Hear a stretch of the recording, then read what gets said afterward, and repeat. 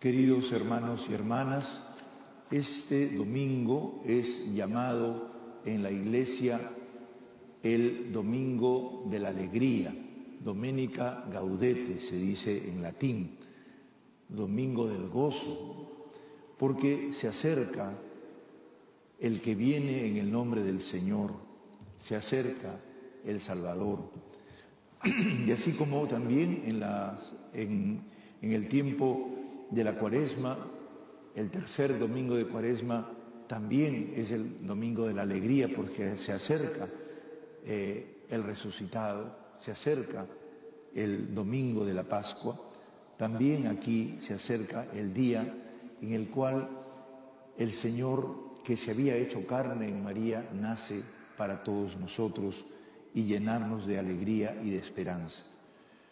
Y esta alegría y esta esperanza es presentada hoy día en el libro de Isaías como este florecimiento de todo lo que es desierto, de esta fecundidad de la tierra que permite que se abra la vida al Señor y a la felicidad entre todos. Y por lo tanto invita el profeta Isaías a que en este tiempo fortalezcamos las manos débiles, robustezcamos las rodillas vacilantes, y quien es cobarde de corazón sea fuerte y no tema. Esto es muy importante para las circunstancias históricas en que vivimos, porque nosotros no vivimos ni los advientos, ni los nacimientos, ni las resurrecciones festivas de Jesús en la historia, sin la historia misma en donde nuestro Señor que vive sigue manifestándose y sigue llamando a su pueblo para encontrar. ¿Por qué razón? Porque somos parte de la humanidad y toda la humanidad está llamada a ser salvada en el Señor, porque Dios nos creó a su imagen, nos creó para ser semejantes a Él y nos creó entonces para gozar de la alegría de su reino. A toda la humanidad, creyentes y no creyentes, extraños de otras religiones, personas que no conocen al Señor, inclusive todos los que cometen delitos y males, todos somos llamados a ser renacidos del amor de Dios. Y eso implica para todos nosotros en este tiempo el traducir a nuestra sociedad cada acontecimiento, y a través de esos acontecimientos podemos poderlo adorar y poderlo recibir. El Señor está escondido dentro de nuestra historia. Por eso es que nace pequeño, insignificante, y por eso en el tiempo del exilio en que está situado el texto de Isaías, se nos dice justamente que el gran signo es que se despegarán los ojos del ciego. Los oídos del sordo se abrirán, saltará como un ciervo el cojo, y la lengua del mudo cantará. Esto que es lo que justamente Jesús nos trae. Y el Mesías, el signo fundamental del Mesías es que ya en la situación complicada hay signos que se realizan en donde el Señor está adelantando su reino, haciendo posible que en los gestos de solidaridad, de apertura de las personas, podríamos decir, en la atención a los problemas fundamentales de su vida, esté ya presente Dios. Y es por donde hay que comenzar. Por eso hoy día es importante tomar conciencia de que si los peruanos y los cristianos y los católicos peruanos no centramos nuestra vida en los momentos difíciles, en la solidaridad, en la unidad, en el servicio a las personas que más sufren, y si estamos distraídos en cantidad de problemas, que si esto se resuelve, que si tal cosa, que si no, que si sí, y estamos discutiendo eternamente y no nos centramos en lo fundamental, entonces no tenemos salvación. Pero el Señor ha venido para eso, para dinamizar nuestro catolicismo, para salir a servir en todas las circunstancias en que vivimos y vivir la alegría por anticipado. Especialmente eso tiene importancia en el tiempo de Jesús, porque en tiempos de Jesús se vivía una situación muy convulsionada. Y por eso es que cuando emerge Juan el Bautista, si bien es cierto que Dios lo suscita como su precursor, el precursor de su Hijo, el precursor del Mesías, es cierto que él, marcado por los problemas de su época, anuncia un bautismo que, como mínimo, tiene que ser un bautismo de reconocimiento de los propios pecados y de hacer una especie de ceremonia simple de purificación, que es ese bautismo que llamamos de agua. Y él se dedica justamente a decir, en medio de la situación difícil, primero, por favor, todo el mundo reconozca el límite que tiene. Y eso es lo que todos tratamos de hacer en la situación difícil que vivimos hoy, ¿no es cierto? El reconocer la culpa que tenemos de los problemas que hay, el empezar a purificarnos de todas las cosas y males que tenemos. Y esto necesita hacerse porque es una condición importante para verdaderamente recibir al verdadero Mesías. Sin embargo, Juan como que está falto de algo, está falto de eso que llamamos la gracia, lo gratuito. Juan es como dice hoy día en el texto del Evangelio, Jesús dice, no, de los nacidos de mujer no hay nadie mayor que Juan. Es un ser humano a carta cabal, es un ser humano, como se decía antiguamente en Lima, trejo, es decir, firme, águila, capaz de enfrentar las cosas con lucidez, con claridad. Es una persona que asume su responsabilidad y llama a que todos la asumamos con claridad. Y necesitamos esas personas trejas para hacer posible un país generoso y nuevo. Y necesitamos esas personas trejas en la Iglesia también para sacarnos de encima un catolicismo flojito, un catolicismo permanentemente miedoso de afrontar los problemas. Ese catolicismo que nos dice, sí, yo soy católico, ¿no? Pero no, mejor no confieso mis pecados porque no quiero que se enteren. Y tapa, y tapa, y tapa. Tú me tapas, yo te tapo. También los católicos somos así. ¿Y eso qué cosa genera cuando yo me tapo y tú me tapas, yo te tapo? Corrupción. Esconder las cosas y no enfrentarlas. No mirar cara a cara nuestros problemas. En ese sentido, Juan nos enseñó muchísimo.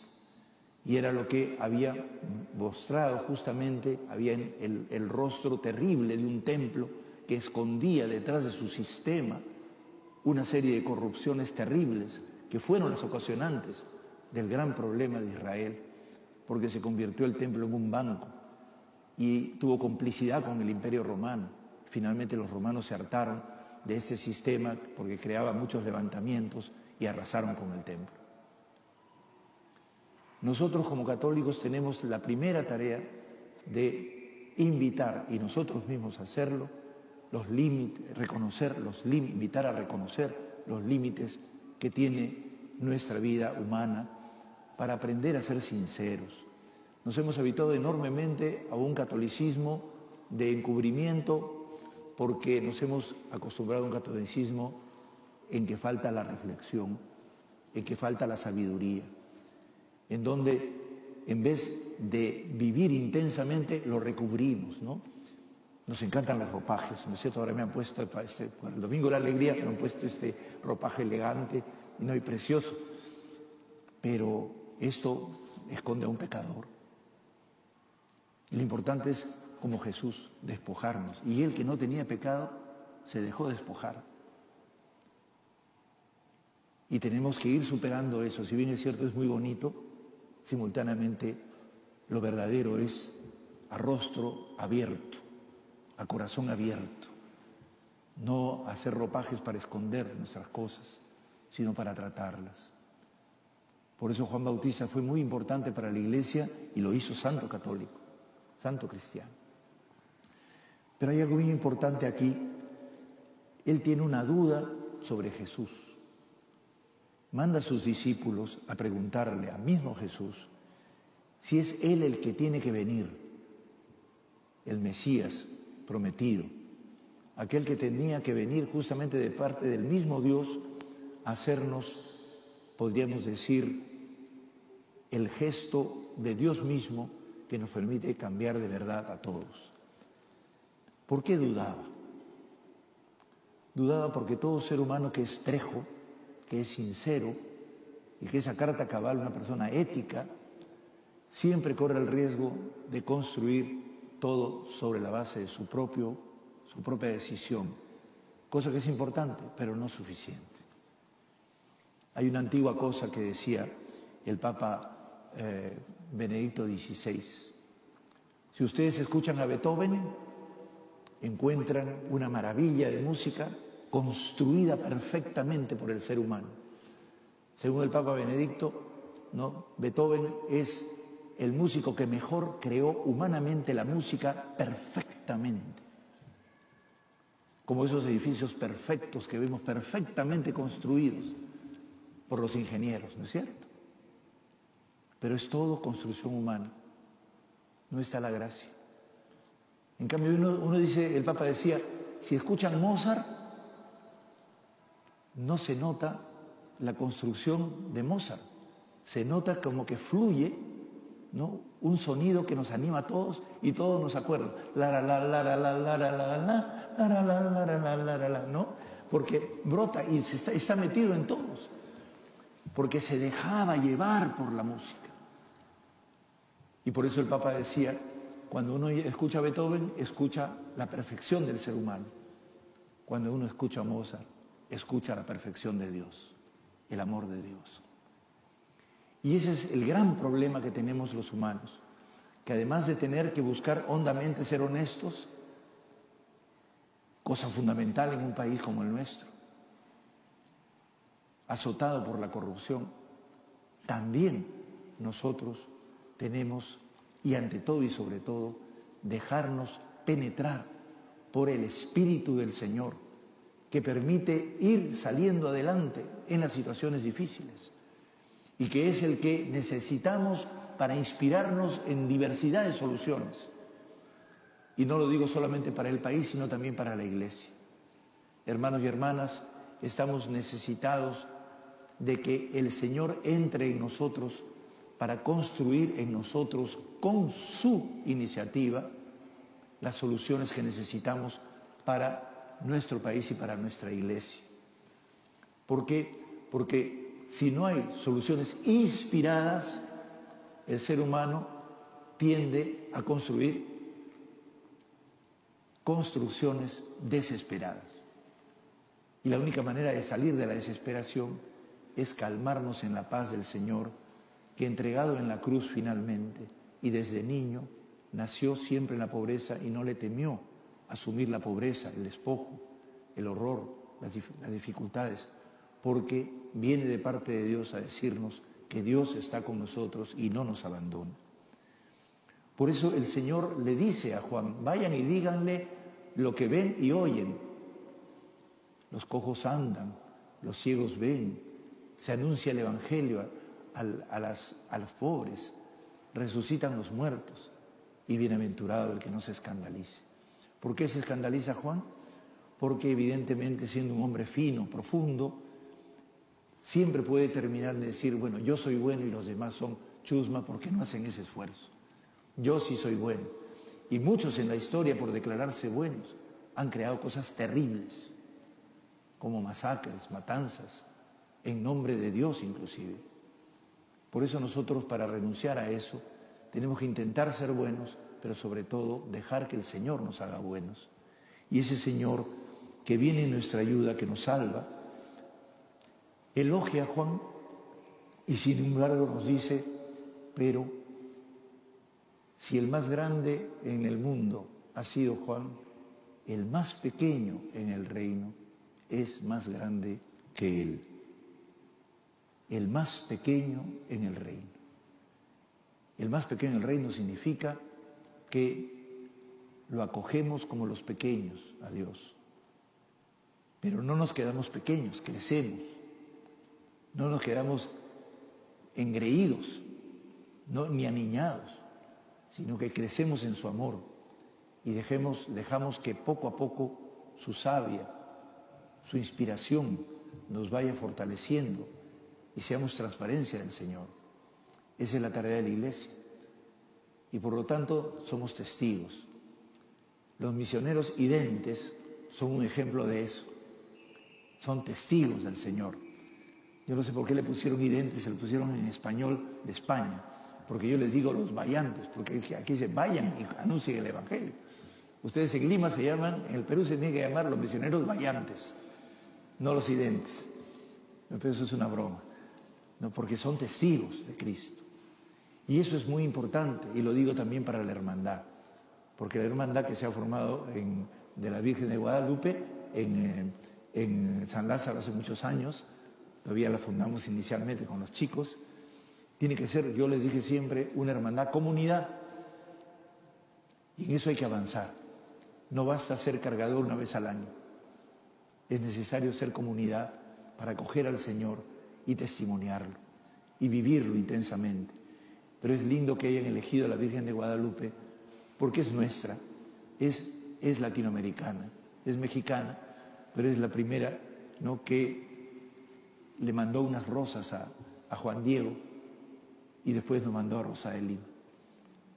¿Y quién es Rosa de Lima? Una testiga del Señor, una testiga viva, vibraba con Dios y por eso 3 días completos se emplearon en el entierro de Rosa, testiga del Señor, porque lo transmitía con su vida.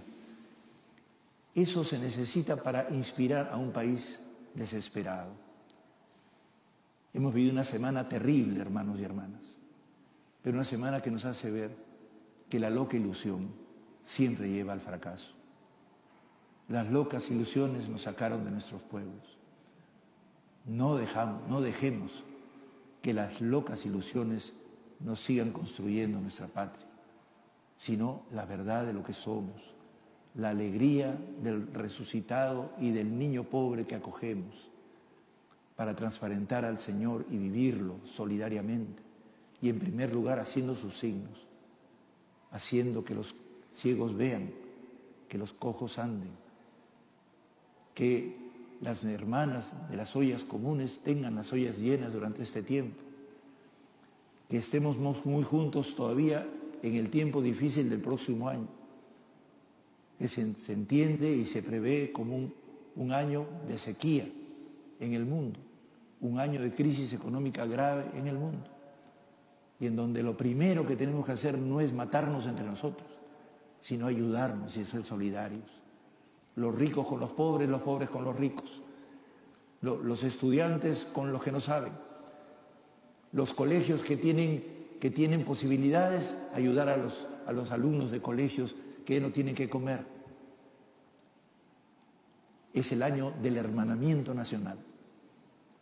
Y con eso damos una base, una inspiración, para que las soluciones que se encuentren sean soluciones no apuradas. Hay unos que están desesperados porque haya una cosa o la otra. Tomémonos el tiempo primero para limpiar lo que se ha roto y se ha destruido, para reordenarlo y para ponernos de acuerdo todos en la solidaridad nacional, en eso que llamamos el hermanamiento nacional. Si eso lo hacemos, adelantamos las obras y los signos del Señor que nos presenta a Él de su llegada. Y por lo tanto será más fácil luego, porque nos hemos amistado todos y entonces empezamos las soluciones. Y no importa todo el pecado que tengamos, porque a través del amor todo llega a disolverse y a blanquearse con esa limpieza de María que nos puede permitir a todos la amistad y la entrega de nuestras vidas, de nuestras familias, de nuestros hijos, para el bien de todos. Que Dios los bendiga y los acompañe y los haga también misioneros, vayantes, que vayan por el mundo y por el país anunciando el Evangelio, y buenos hermanos de hermandad, hermandados con todos los que dan testimonio de Jesús, siempre unidos a María. Nos ponemos de pie. Vamos a rezar juntos.